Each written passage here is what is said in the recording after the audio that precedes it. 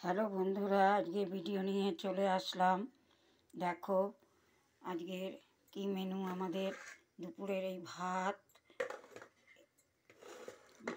আর এটা হচ্ছে শুকনো বাঁধাকপির তরকারি। বাঁধাকপি শুকিয়ে রেখেছিলাম গেল বছর, তার তরকারি আলু দিয়ে করেছি, ঘি দিয়ে ঢেলে টমেটো দিয়ে করেছি। বন্ধুরা কড়াইশুঁটি পাইনি, কড়াইশুঁটি দিইনি, কড়াইশুঁটি দিলে আরও ভালো লাগতো।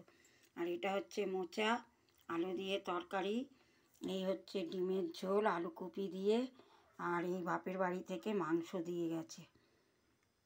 এই দেখো, এই আজকের আমাদের মেনু।